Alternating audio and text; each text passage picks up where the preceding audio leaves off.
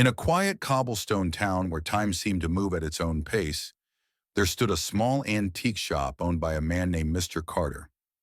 Among the countless treasures that lined his shelves, there was a peculiar broken clock. Its hands were stuck at 2:17, and its glass face was cracked.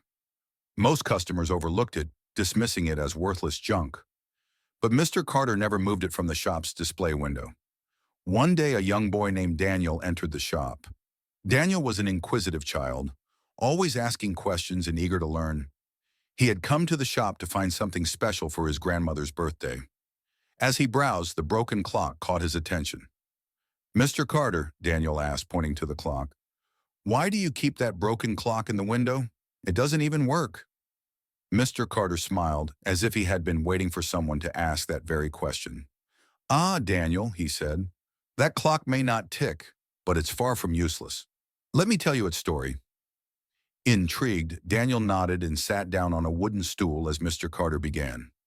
Years ago, this clock belonged to a watchmaker named Henry. He was a master craftsman, known far and wide for creating timepieces that were both beautiful and precise.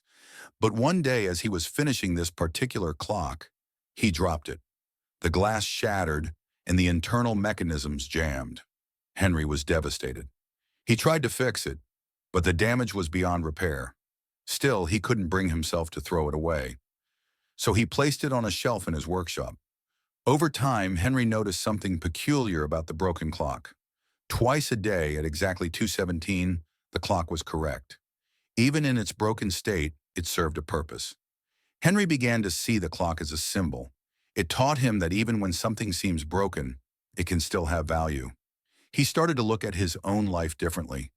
When things went wrong, he reminded himself of the clock and the lessons it taught: patience, perspective, and the understanding that perfection isn't necessary to make a difference.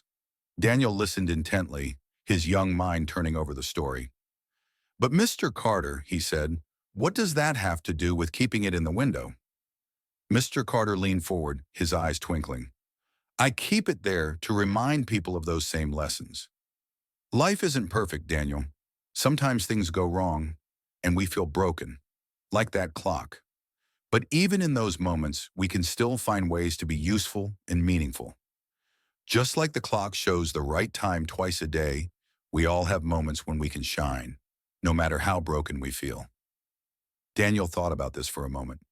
"So it's like, even when we make mistakes, we can still do good things?" "Exactly," said Mr. Carter. "Mistakes and imperfections don't define us. How we choose to move forward does."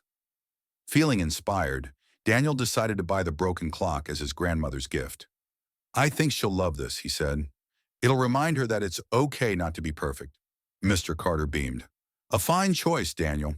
And you've learned something valuable today, too." Years later, Daniel grew up to become a teacher.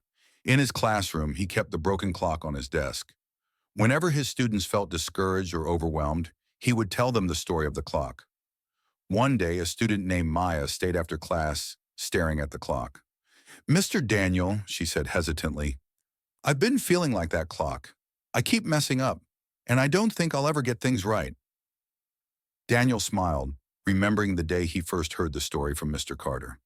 "Maya," he said gently, "that clock reminds us that everyone has value, even when they don't feel perfect. You might feel like you're stuck, but trust me, your moment to shine will come. Just like the clock, you have more to offer than you realize." Maya's eyes filled with hope. "Thank you, Mr. Daniel. I think I understand now."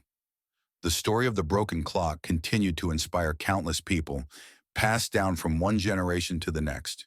It became a timeless lesson, reminding everyone who heard it that no matter how broken they might feel, they still had the power to make a difference.